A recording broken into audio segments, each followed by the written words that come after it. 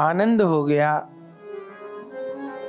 3 मास तक हा वृंदावन, हा श्याम सुंदर, हा प्रिया जी, हा गौर कहते हुए बंधुओं ये दोनों प्रेम में मतवाले लोकनाथ गोसाई जी, श्री भूगर्भ गोस्वामी जी 3 महीने पैदल यात्रा करके श्री वृंदावन पहुंचे।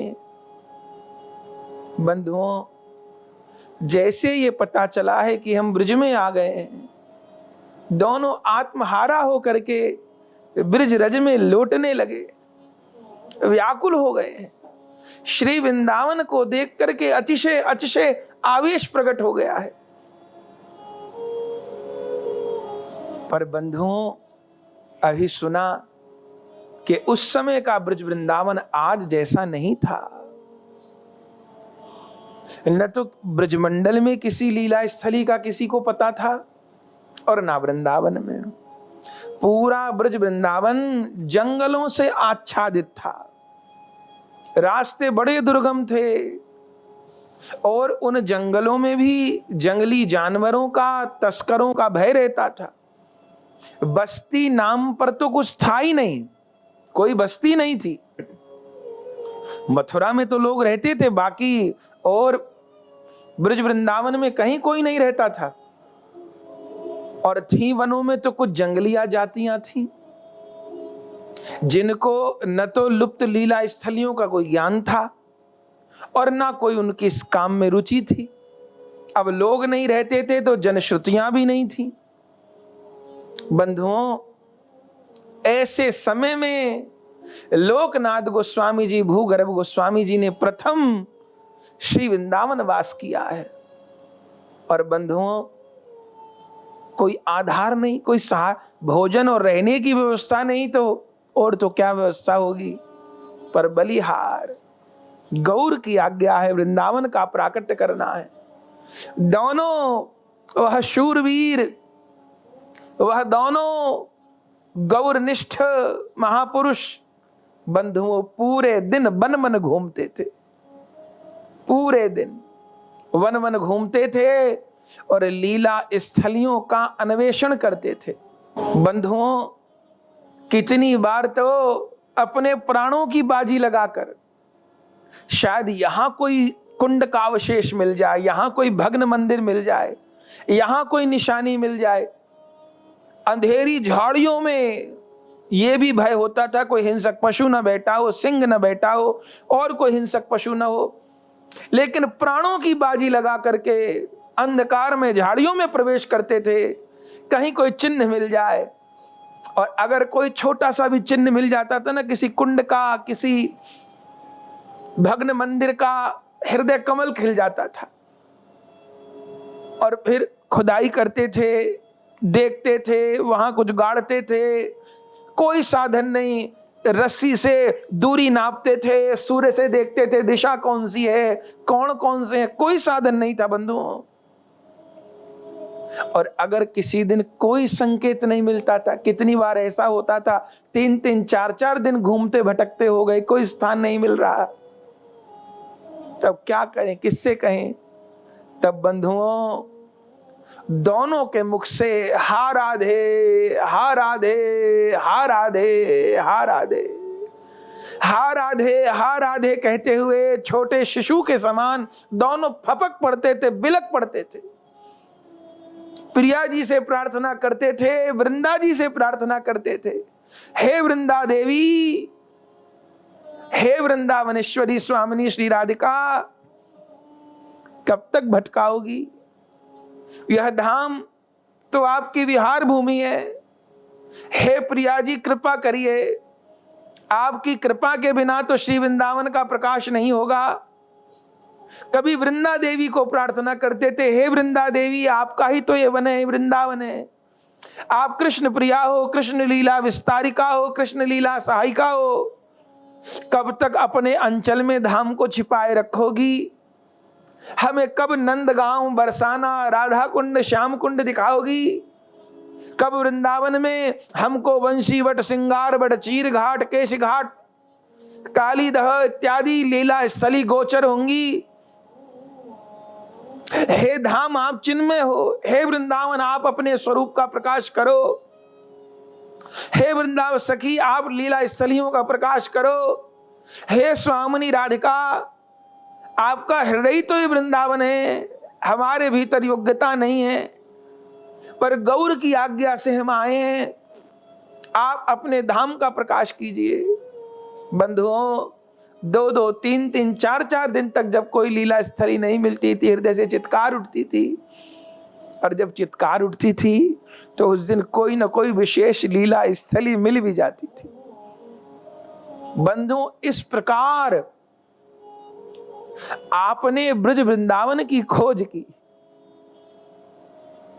आज तो झूठ का व्यापार भी खूब चरम पे है, इतिहास जानते नहीं अथवा इतिहास को मानते नहीं, केवल सांप्रदायिक दुराग्रहों में पड़ करके झूठ झूठ बातों का प्रचार करते हैं। भैया, झूठ तो झूठ ही रहता है, सत्य सत्य ही होता है। लोकनाथ गोस्वामी जी, भूगर्भ गोस्वामी जी का परिश्रम कोई भुला सकता है? बंधुओं, रूप सनातन गोस्वामी जी से भी पूर्व में आने वाले श्री लोकनाथ प्रभु जी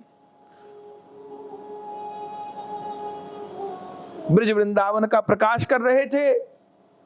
बहुत कुछ किया भी था, बहुत कुछ बाकी भी था, क्योंकि छोटा काम तो था नहीं, बहुत बड़ा काम था। वृंदावन आ गए थे, लेकिन अभी भी महाप्रभु को देखने के लिए प्राण तड़पते थे। और क्यों न तड़पे, ये बेचैनी ही तो भजन है। वो भजन है क्या जिसके भीतर अपने इष्ट देव के दर्शन की विकलता नहीं है? उसको भजन कहेंगे क्या? वह माला जब, वह मंत्र जब, वह नाम जब, जिसमें अपने इष्ट के प्रति विकलता नहीं है, जिसमें रुदन नहीं है, जिसमें बेचैनी नहीं है, जिसमें विकलता नहीं, उसको भजन कहेंगे क्या? अरे अधिक नहीं, एक माला पे एक आंसू तो आंख से गिरे, घंटों भजन किए, 50,000 नाम किए कि 1 लाख नाम किए कि 3 लाख नाम किए, क्षमा करिएगा बंधुओं, अगर गौरांग के लिए आंखें न बरसी, अगर राधा माधव के लिए आंखें न रोई, तो क्या किया फिर? ये मत मान लीजिएगा भजन नहीं करना है, करना है भैया, पर इस नाम को करते नामी के प्रति विकलता तो पैदा हो। हा गोविंद तो निकले, हा राधा तो निकले, हा गौर तो निकले, प्राण व्याकुल तो हो। तो वृंदावन की खोज कर रहे थे, विराजमान थे, बहुत कुछ कर भी लिया था, बहुत सारा काम बाकी भी था। इसी बीच खबर मिली कि महाप्रभु जी सन्यास ले लिए हैं और अब महाप्रभु का नाम कृष्ण चैतन्य हो गया है। सन्यास लेकर पुरी चले गए हैं और अब पुरी में केवल 2 महीने रहकर दक्षिण भारत चले गए हैं। बंधुओं, तब लोकनाथ भूगर्भ गोस्वामी जी के हृदय में पुनः गौर दर्शन की लालसा पैदा हो गई। एक बार उन सन्यासी गौर के तो दर्शन कर ले। अब वह मुंडित मस्तक स्वरूप कैसा है, वह काशाय वसंधारी गौर कैसे लगते हैं, एक बार गौर को देख लें, इस आशा से। जबकि महाप्रभु की आज्ञा थी वृंदावन रहना, कहीं और न जाना, पर रहा नहीं गया। तो वृंदावन का कार्य बीच में थोड़ी देर के लिए छोड़ करके, आप सोचिए, नवद्वीप से पैदल चल के वृंदावन आए थे और कुछ समय वास किए, कार्य किए, और अब गौर दर्शन की लालसा से पैदल वृंदावन से दक्षिण भारत चल पड़े। अच्छा, ये नहीं पता कि महाप्रभु दक्षिण भारत में कहां है, बस हाँ दक्षिण भारत गए। अब इसको कोई पागलपन भी कह सकता है कि ये कोई दक्षिण भारत का छोटा सा नगर है कि ढूंढ लेंगे? कितना बड़ा दक्षिण भारत है। ये नहीं पता कि महाप्रभु कहां होंगे, इतना पता है कि दक्षिण भारत गए, दोनों चल पड़े। और आश्चर्य होगा, कि 3-4 बरस तक दक्षिण भारत में एक एक तीर्थ को ढूंढते रहे। दक्षिण भारत माने आप समझते हैं, दक्षिण भारत माने आंध्र प्रदेश, दक्षिण भारत माने केरल, तमिलनाडु, ये सारे राज्य, आंध्र, तमिलनाडु, केरल, ये सारे राज्य, नीचे के जितने भी राज्य हैं, कर्नाटक, ये सब दक्षिण भारत है। 4-5 राज्य दक्षिण भारत कहलाते हैं और असंख्य तीर्थ। एक एक तीर्थ में जाकर, अब तीर्थ दर्शन करना उद्देश्य नहीं था। जिस तीर्थ में मंदिर में पहुंचे, भैया यहां कोई गोरे रंग के आजान लंबे सन्यासी आए थे, हाँ आए तो थे, पर वो वहां चले गए। अच्छा, फिर वहां पहुंचे, आए तो थे, वहां चले गए, महाप्रभु का दर्शन नहीं हुआ, भटकते रहे, घूमते रहे। आखिर में हार कर वृंदावन आए, तो वृंदावन आकर क्या पता चला कि महाप्रभु जी कुछ दिन पहले वृंदावन से लौट गए हैं। क्योंकि ये तो 3-4 बरस तक पागल की तरह महाप्रभु को दक्षिण भारत खोजते रहे, और महाप्रभु जी 2 वर्ष में दक्षिण भारत से लौट आए, फिर 2 वर्ष पूरी रहे और उसके बाद फिर वृंदावन पधारे। जब ये हार थक के दक्षिण भारत से वृंदावन आए दोनों, पता चला कि कुछ महीने पहले ही महाप्रभु वृंदावन आए थे और राधा कुंड, श्याम कुंड का उद्धार किए और फिर अब वापस पुरी लौट गए। और ये सिर पीट रोने लगे। फिर गौर दर्शन के लिए उठ खड़े हुए, सोचे दर्शन करके ही मानेंगे, अब पुरी के लिए चल पड़े। सोचे कहीं मार्ग में महाप्रभु मिल जाएंगे, एक बार महाप्रभु को देख लें, फिर चल पड़े। सोचिए, परिश्रम का अंदाजा करिए। जा रहे थे, रास्ते में थोड़ी थकान, पेड़ के नीचे लेट गए, दोनों की आंख लग गई। और आज जैसे ही आंख दोनों की लगी कि दोनों की आंखों के आगे साक्षात श्री कृष्ण चैतन्य महाप्रभु प्रकट हो गए। और प्रकट होकर के कहा, लोकनाथ तुम्हार निकटे निरंतर आछि आमी, वृंदावन हईते कोथा ना जाइबे तुमी। तुम्हार निकटे निरंतर आछि आमी, वृंदावन हईते कोथा ना जाइबे तुमी। लोकनाथ क्यों पागल जैसा काम करते हो? मैं निरंतर तुम्हारे पास हूं, वृंदावन को छोड़ के कहीं न भटको। मेरे सन्यासी रूप का दर्शन करना चाहते थे ना, कर लो। तुमको वर देता हूं, तुम जब चाहोगे, जिस क्षण चाहोगे, उस समय मेरी लीला को देख पाओगे। तुम जब हा गौर कह के नेत्र बंद करोगे, मैं जहां होऊंगा वहां की लीला चलचित्र की भांति तुम्हारे आंखों के आगे चलेगी। पर अब इस दीवानेपन को छोड़ो, उन्माद को छोड़ो। अब व्रत छोड़ के कहीं न जाना। बंधुओं दोनों को यह दर्शन हुआ और दोनों के जब नेत्र खुले, रो रो करके पागल हो गए। एक दूसरे के गले लगकर रो रो करके दोनों ने अपने हृदय के भाव एक दूसरे को बताए और निश्चय कर लिया कि अब ब्रज वृंदावन को छोड़कर कहीं नहीं जाएंगे। और ये भी समझ गए कि हम लोग इतने बरस दक्षिण भारत घूम लिए, इतने बरस यहां घूम लिए, गौर का दर्शन नहीं हुआ। क्यों? क्योंकि महाप्रभु जी की आज्ञा का उल्लंघन किए। महाप्रभु ने कहा ब्रज वृंदावन से नहीं जाना, और हम जा रहे हैं तो आज्ञा का उल्लंघन किए, और परिणाम यह हुआ कि गौर का दर्शन भी नहीं मिला और इतने दिनों के लिए धाम भी छूट गया। अब निश्चय कर लिए, और बंधुओं जब निश्चय कर लिए ना, तो ये न सोचिएगा कि फिर लोकनाथ प्रभु जी को कभी महाप्रभु का दर्शन नहीं हुआ।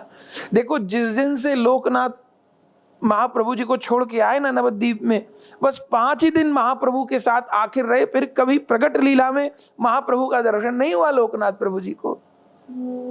लेकिन प्रकट लीला में न दर्शन होते हुए भी बंधुओं, जो महाप्रभु की लीलाओं का अनुभव निकट रहने वाले न कर पाए, वो सुदूर लोकनाथ और भूगर्भ गोस्वामी ने कर लिया। एक आंख में मानो गौर लीला चलती रहती थी और एक आंख में मानो जुगल लीला चलती रहती थी। और हम महाप्रभु जी के आश्रितों के लिए तो भैया दुगना लाभ है। एक साथ जुगल लीला का आस्वादन करिए और गौर लीला का आस्वादन करिए। हम लोगों को तो दुगना रस दुगना लाभ है। क्यों? क्योंकि निरंतर गौर लीला और जुगल लीला साथ साथ घटती रहती है। हमने अपने गुरुजनों को, गुरुदेव भगवान को देखा, हर समय जुगल लीला साथ चलती रहती थी। ये नहीं पता पड़ता था कब गौर लीला के आस्वादन में डूबे और कब जुगल लीला के आस्वादन में डूबे। क्यों? क्योंकि बंधुओं, जुगल लीला की परिणति गौर लीला है और गौर लीला की परिणति जुगल लीला है।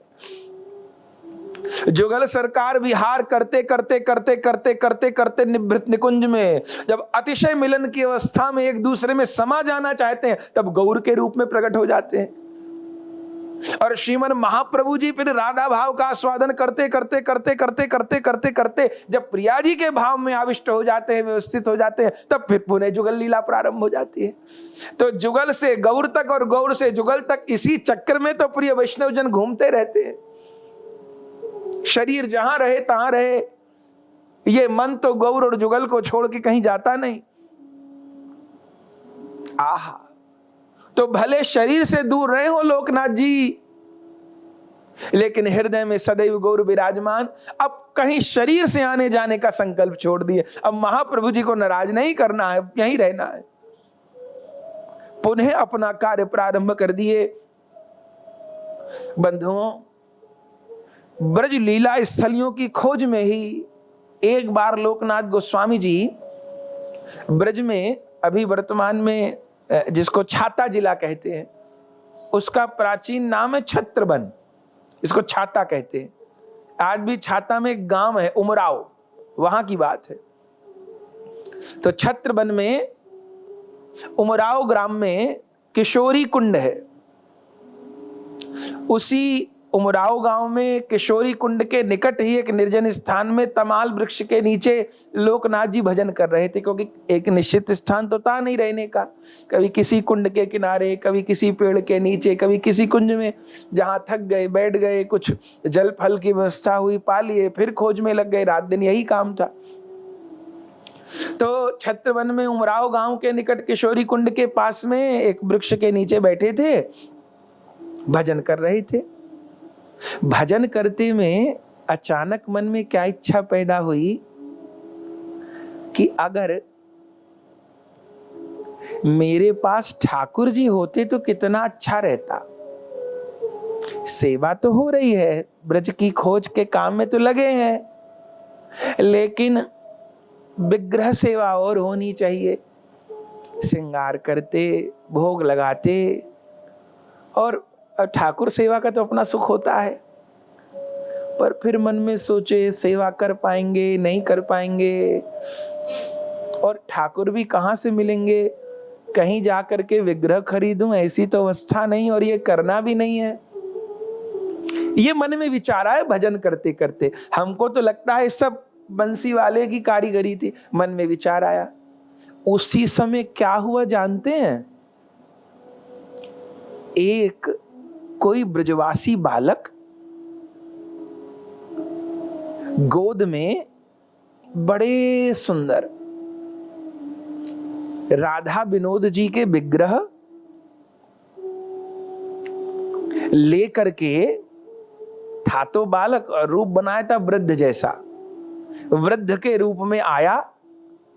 लोकनाथ जी बैठे भजन कर रहे और लोकनाथ जी को विग्रह देने लग गया। लोकनाथ जी आंख खोले, कौन? बाबा मैं बूढ़ो है गयो। अच्छा, ये मेरे ठाकुर है, इनको नाम है राधा विनोद। अच्छा बाबा, तो ले बाबा, अब मैं बूढ़ो है गयो, मेरे से सेवा बने ना है, ले तू सेवा कर लियो कर। ये कह करके वह राधा विनोद जी का विग्रह लोकनाथ जी को दिया। अब इतने प्यारे इतने सुंदर ठाकुर देख करके लोकनाथ जी बावरे जैसे हो गए और एकदम रो करके हृदय से लगा लिए और पागल हो गए, विकल हो गए। ठाकुर जी को हृदय से लगा विभोर हो गए, नेत्र बंद करके मन में सोचने लगे अभी तो श्री विग्रह सेवा करने का भाव पैदा हुआ और अभी विग्रह लेकर के भी ये आ गए। आंख बंद किए सोचते रहे, थोड़ी देर बाद आंख खोली, सोचा इनसे पूछूं कि किसके ठाकुर जी, कैसे ठाकुर जी, आपको कैसे पता चल गया। आंख खोल के ढूंढे, अरे वह बालक जो बूढ़ा ब्रजवासी बना था अदृश्य, दिखाई नहीं पड़ता, इधर देखे उधर देखे, अरे कौन थे, कहां गए, बताया भी नहीं, कुछ समझाया भी नहीं, नहीं मिले, आवाज भी लगाई, कोई नहीं आया। फिर राधा विनोद की तरफ देखने लगे तो क्या देखा, राधा विनोद जी मुस्कुरा रहे हैं। तब लोकनाथ जी ने कहा, राधा विनोद जी क्या बात है, सच सच बताओ। तब राधा विनोद ने कहा, लोकनाथ मैं अपनी इच्छा से ही आया हूं। अच्छा, कहां थे आप? राधा विनोद जी ने कहा, मैं बहुत समय से इस किशोरी कुंड में पड़ा था। अच्छा, वो मुगलों के आतंक से डर करके और वज्रनाभ जी के समय के हैं राधा विनोद जी भी। पुजारी लोग मुझे कुंड में डाल गए थे। अच्छा, तुम आए और तुम्हारे मन में विग्रह सेवा की इच्छा हुई तो मैं कुंड से निकल आया तुम्हारी सेवा पाने के लिए। तो वो जो बूढ़ा ब्रजवासी था वो कौन था? अरे समझे नहीं तुम, वो भी मैं ही था। मैंने ही पहले मनुष्य रूप में अपने विग्रह को निकाला, मैंने ही अपने को गोद में उठाया, बूढ़े का रूप बनाया और तुमको सेवा दे गया। मैं ही तुम्हारे पास आया हूं और देखो अब बहुत देर हो गई रोते रोते, मैं सैकड़ों सालों से कुंड में पड़ा हुआ हूं, मुझे भूख लग रही है, पहले मुझे कुछ खिलाओ। आहा, ऐसी प्यारी प्यारी चर्चा सुन करके लोकनाथ गोस्वामी तो बलिहार हो गए। कहने लगे, अरे आप स्वयं चल के आए हो? भगवान ने कहा, भक्ति रत्नाकर में उल्लेख है, ए उमराओ ग्रामे बिपिने बसती, ए जे किशोरी कुंड एथा मोर स्थिति, तोमार उत्कंठा देखी व्याकुल हईल, के मोरे आनी बे मोई आपनी आइल। अब देर न करो, शीघ्र करी मोरे किछु कराओ भक्षण। देर न करो, मुझे जल्दी से कुछ खिलाओ। तो ठाकुर जी ये कहने लगे ना, मुझे पवाओ। आहा, लोकनाथ जी बोरा गए। राधा विनोद से कहने लगे, मेरे ठाकुर अनंत कोटि ब्रह्मांड के जीवों का पोषण तो खुद करते हो, नवजात शिशुओं की भूख मिटाने के लिए मां के सीने में दूध तो आप पैदा करते हो, चिड़िया के बच्चों तक का पेट भरने के लिए उनके मुख में तिनका चिड़िया के रूप में आप ही देते हो, पर खुद अपना पेट नहीं भर सकते। आहा, सारे जगत ब्रह्मांड के जीवों का भोजन की व्यवस्था तो आप करते हो, पर आपके भूख की व्यवस्था, आपके भोजन की व्यवस्था आपके भक्त करते हैं। मैं जानता हूं आपको दुर्योधन के राजभोग नहीं सुहाते, आपको विदुरानी के घर का साग सुहाता है, आपको किसी शबरी के घर के बेर सुहाते हैं, और इन भक्तों को देख करके आपके पेट में ऐसी जठराग्नि प्रकट हो जाती है, रोके नहीं रुकती। बलिहार तुम्हारी करुणा पे। मैं तो सोच रहा था तुम इतनी जल्दी संकल्प पूरा करोगे। अब क्या करूं नाथ, कुछ व्यवस्था तो नहीं। जल्दी से भूगर्भ जी को कहा पास के गांव में दौड़ के जाओ, कुछ लेकर के आओ। जल्दी से व्यवस्था हो गई बंधुओं, और तुरंत लोकनाथ जी ने सुंदर रसोई बनाई। जैसी जंगल में जो व्यवस्था हो सकती थी, कुछ कंदमूल फल, कुछ साग चटनी, सब व्यवस्था कर दिए।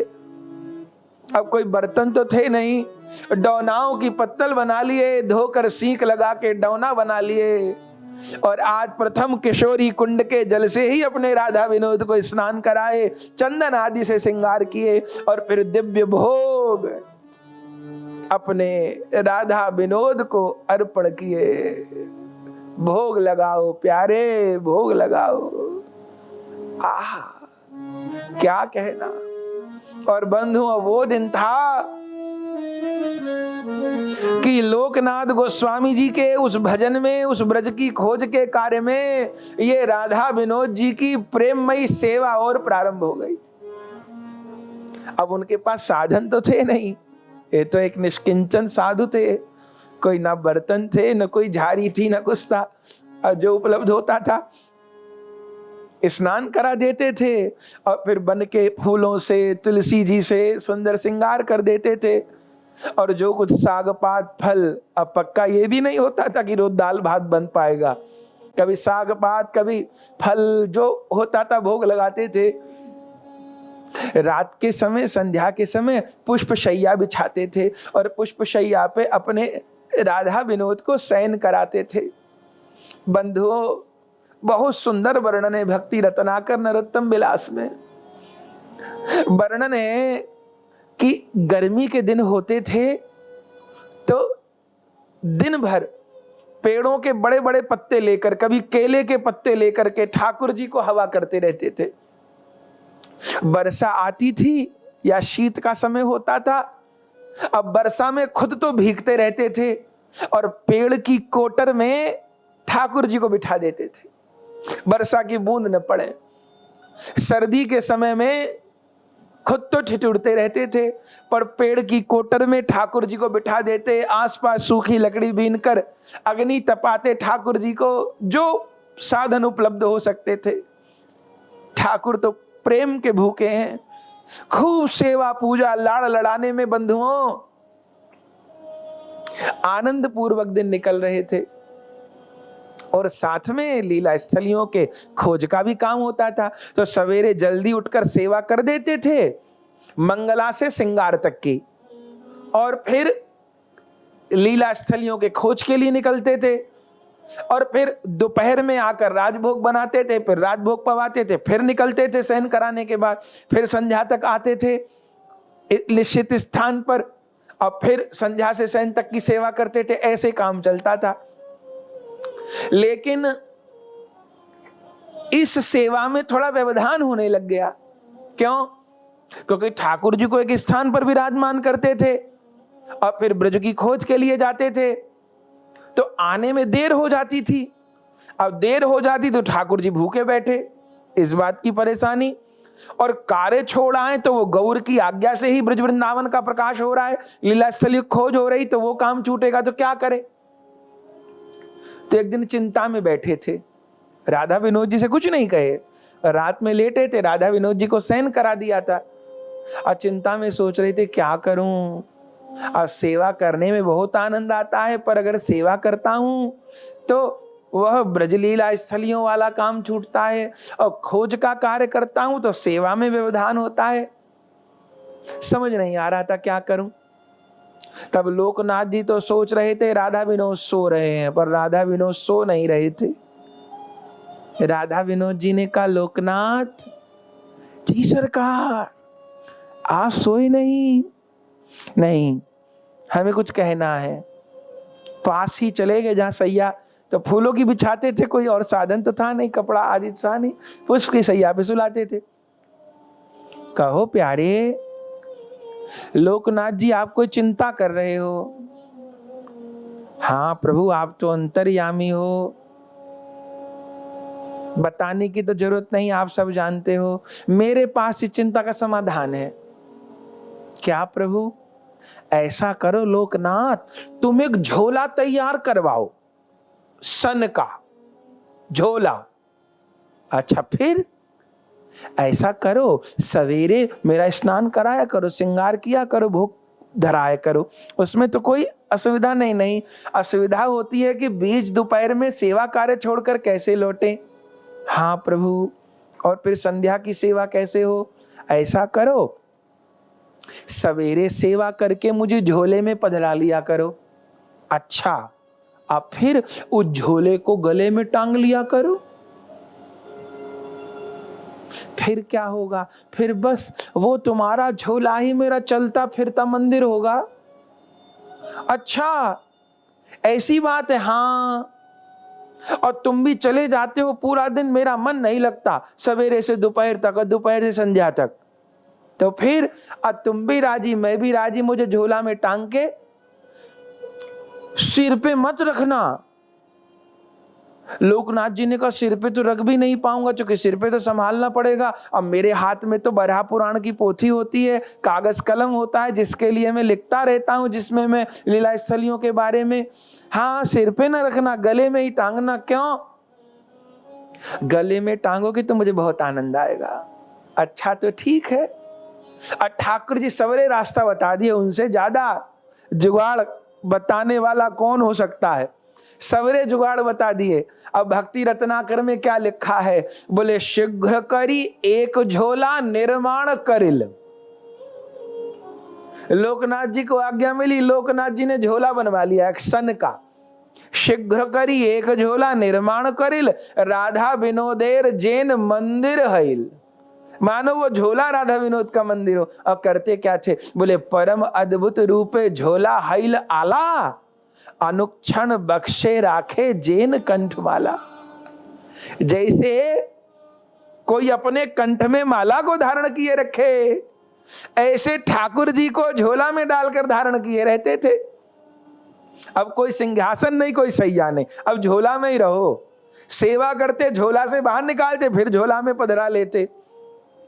और बंधुओं, भक्त का तो संकट दूर हो ही गया। सेवा में जो व्यवधान आ रहा था, ठाकुर जी को बहुत सुख हुआ।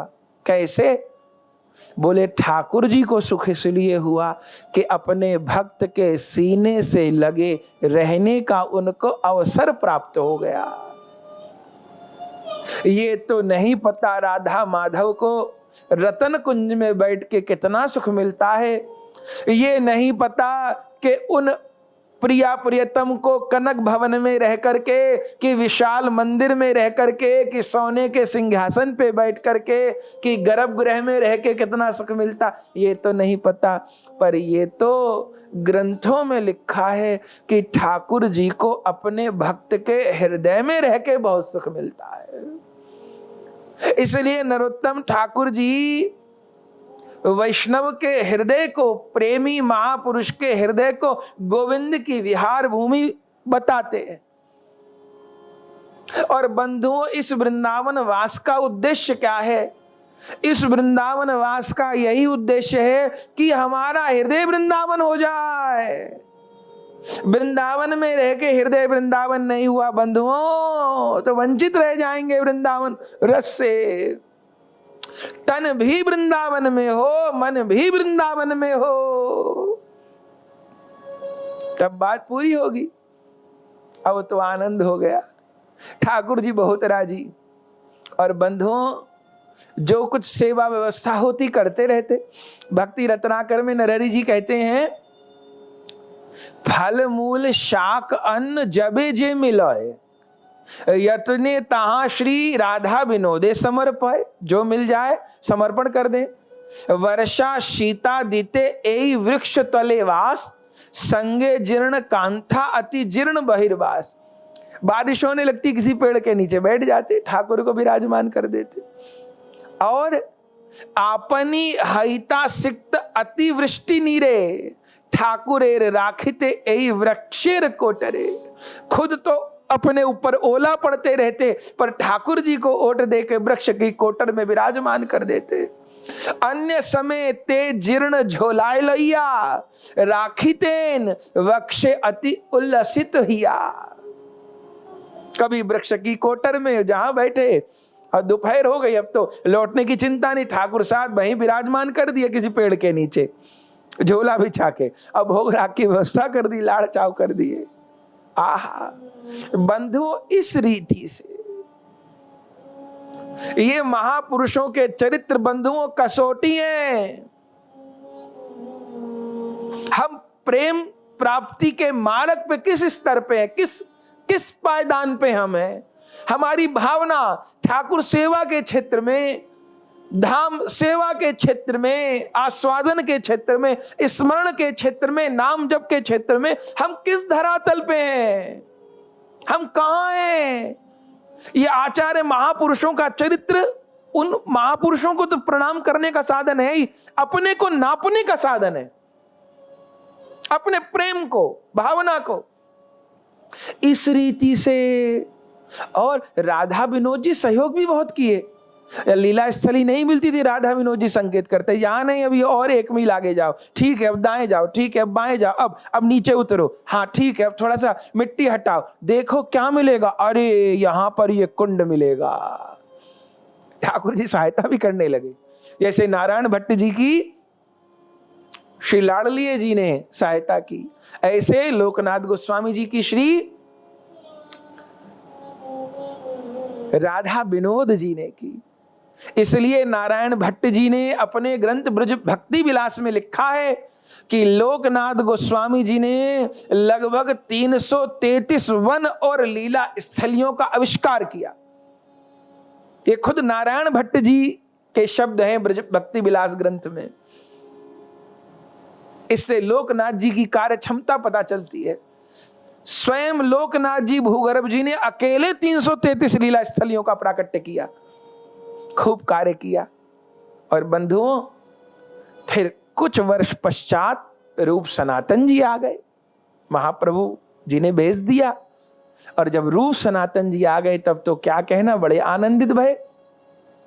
रूप सनातन जी लगभग 1571 संवत में पधारे हैं वृंदावन। अब जब रूप सनातन जी आए और फिर तो क्रम से गोपाल भट्ट गोस्वामी जी, रघुनाथ भट्ट गोस्वामी जी, जीव गोस्वामी जी, रघुनाथ दास गोस्वामी जी, फिर कृष्णदास कविराज गोस्वामी जी, प्रबोधानंद सरस्वती पाद जी, फिर पीछे नारायण भट्ट गोस्वामी जी पधारे, क्रम से आचार्य पधारे। जब प्रथम रूप सनातन जी आए, अब तो लोकनाथ जी बहुत राजी हो गए और फिर उन्होंने अभी तक जितना भी काम किया था, जो कुछ भी किया था, खोजा था, ढूंढा था, लिखा था, जो कुछ किया था, वह सब रूप सनातन जी को दिया। क्योंकि रूप सनातन जी का थोड़ा शरीर भी वृद्ध हो गया था और सबसे बड़ा कारण ये था कि अब उनको लीला आवेश इतना रहने लग गया था कि चलते कहीं को थे तो पैर कहीं को बढ़ते थे, आविष्ट रहते थे लीला में। पहले तो रूप सनातन जी का खूब सहयोग किए, फिर जब देखे कि रूप गोस्वामी जी तो बड़े कार्य करने में बड़े चतुर, बड़े दक्ष हैं, तब सारा कार्य उनको सौंप दिए और हाथ जोड़कर कहा कि मेरे जैसे जो बन पड़ा वो मैंने किया, अब इस लीला स्थली उद्धार का कार्य आप देखिए, फिर भी आप मुझे जो सेवा बताएंगे मैं करने को तैयार हूं, पर अब आप इस खोज वाले कार्य को देखिए। अब मैं कहीं कुंज तरे बैठकर बस अपने राधा विनोद को लाड़ करना चाहता हूं, अब मेरे से अधिक भाग दौड़ नहीं होती। अब रूप सनातन जी आ गए थे, अन्य आचार्य भी आ गए थे, तो ठीक है, बाह्य रूप से लोकनाथ जी को थोड़ा विश्राम मिलना चाहिए था, तो रूप सनातन जी को काम सौंप दिए और स्वयं केशी घाट के निकट एक निभृत निकुंज में, एक कुटिया में राधा विनोद जी को पधरा दिए। और बंधुओं, वहीं राधा विनोद जी की सेवा करते हुए, ध्यान धारणा करते हुए आप निवास करने लगे। अब भूगर्भ गोस्वामी जी भी निकट रहने लगे। आज वर्तमान में जो केशी घाट के निकट राधा गोकुलानंद जी का मंदिर है, और श्री राधा गोकुलानंद जी के मंदिर में जो लोकनाथ गोस्वामी जी की समाधि है, बंधुओं वह लोकनाथ गोस्वामी जी की समाधि तो है ही, वह लोकनाथ गोस्वामी जी की भजन स्थली भी है। जिसकी चर्चा यहां कर रहे हैं कि केशी घाट के निकट एक कुंज में रहते थे, तो वही वो कुंज है जहां भजन किए और बाद में फिर वहीं लीलांतर ध्यान भी किए। आज भी लोकनाथ गोस्वामी जी की समाधि का दिव्य दर्शन वृंदावन में केशी घाट के निकट राधा गोकुलानंद जी के मंदिर में होता है। नरोत्तम ठाकुर जी की समाधि का दर्शन, गंगा नारायण चक्रवर्ती जी की समाधि का और राधा गोकुलानंद जी का दर्शन तो होता ही है। तो वहीं पर रह करके, तब तो मंदिर आदि कुछ नहीं थे, बस कुंज में ही रहते थे, सेवा करने लगे, विभोर रहने लगे। और उस सेवा में भी ठाकुर जी ने बड़ी बड़ी लीला की। खुद सेवा सब करते थे। आखिर दिन तक लोकनाथ जी ने अपने सारे काम खुद किए। आज तो बंधुओं, जवानी की उम्र में भी आदमी को 4 सेवक चाहिए। लोकनाथ जी ने जीवन भर अपने सारे काम स्वयं किए। और उस समय जब साधन नहीं थे, सब काम खुद करते थे। अपने राधा विनोद जी की सेवा तो विशेष रूप से, सवेरे की सेवा कर दिए श्रृंगार तक की, फिर भजन करने लगे। फिर सोचे भजन पूरा हो जाएगा तब दोपहर की रसोई बनाएंगे, राधा विनोद जी को अर्पण करेंगे। भजन में बैठे। एक उस समय एक वैष्णव भी पास में रहते थे, रसोई आदि की सेवा में थोड़ा सहयोग कर देते थे। तो श्री लोकनाथ गोस्वामी जी विराजमान थे, भजन कर रहे थे। सोचे अभी भजन आनिक करके तब रसोई बनाएंगे। अब भजन में ऐसे बैठे रह गए, ऐसे बैठे रह गए कि बैठे 8 बजे से दोपहर के बज गए 12, साढ़े 12, 1 बज गए। यही भूल गए कि दोपहर की रसोई बननी है। इधर जो सेवक कुछ कच्चा सामान लेकर के आए थे, वो देखें क्या हुआ, आज तो बाबा रसोई नहीं बनाए। क्या बात, भजन कर रहे।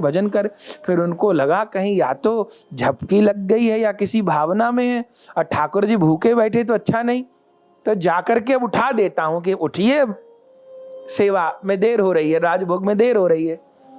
तो जैसे ही उठाने के लिए गए, उसी समय क्या देखा कि लोकनाथ गोस्वामी जी स्वयं उठ के कुटिया से बाहर आ रहे हैं। मन में सोचा कि ये क्या हुआ, लोकनाथ जी भजन कर रहे थे, अचानक उठ गए और आकर के फिर रसोई में घुस गए और साधु के साथ में रसोई जल्दी जल्दी बनाने लगे। बड़ी जल्दी रसोई बन गई आज तो।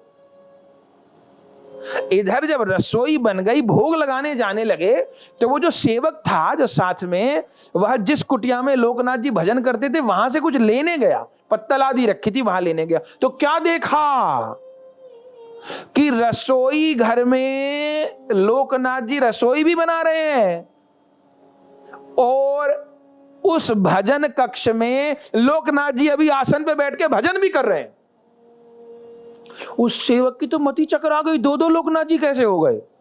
रसोई घर में भी लोकनाथ जी और भजन घर में भी लोकनाथ जी। देखता रहा पागल की तरह, घबरा गया। इतनी देर में वास्तव में लोकनाथ जी भजन से उठ गए और साधु को देखे पास में बैठा है भौचक्के की तरह। क्या हुआ भैया, यहां कैसे बैठे? अरे बहुत देर हो गई रसोई रे, चलो चलो जल्दी। वो कुछ बोले नहीं, रसोई में आए और देखे कि सारी रसोई बढ़िया तैयार, थाली में भोजन लगा हुआ। ये सब कैसे हुआ? मैं बनाता, तुमने बना लिया क्या सब? तब बहुत देर बाद उस साधु ने बताया, महाराज मैं तो समझ नहीं पा रहा, आपने ही रसोई बनाई और आप भजन भी कर रहे थे, 2 लोकनाथ जी कैसे हो गए? तब लोकनाथ जी ने कहा, तुझे मति भ्रम हो गया है, पहले बहुत देर हो रही, ठाकुर जी को भोग लगाएं। तब थाली लेकर ठाकुर जी को भोग लगाने के लिए पहुंचे तो क्या देखे, राधा विनोद मंद मंद मुस्कुरा रहे हैं। अरे लोकनाथ जी समझ गए साधु झूठ नहीं बोल रहा। तो राधा विनोद जी से कहे, क्या बात है, कोई लीला कर दी हो क्या? तब राधा विनोद जी ने सब बात बता दी ये साधु आपको भजन में उठाने जा रहे थे, हमको अच्छा नहीं लगा कि आपके भजन में विक्षेप हो, इसलिए क्षमा करना, आपका रूप बना करके रसोई बना दिए। आज भोग लगा के पाके बताना कि हमको रसोई कैसी बनानी आती है। लोकनाथ जी तो चरणों में पड़ गए। ए मेरे राधा विनोद, तुम्हारा नाम ठीक ही रखा जिसने रखा राधा विनोद, तुम बहुत विनोदी हो। अरे सेवक मैं हूं कि आप हो? आप स्वामी हो, मैं सेवक हूं। मैं रसोई बनाऊंगा कि आप? राधा विनोद जी कहे, इतने दिन रसोई बना के पवाए हो, आज हमने बना दी तो कौन आफत हो गई। आहा, बलिहार। ठाकुर जी का और भक्त का खूब जोरदार संवाद हुआ।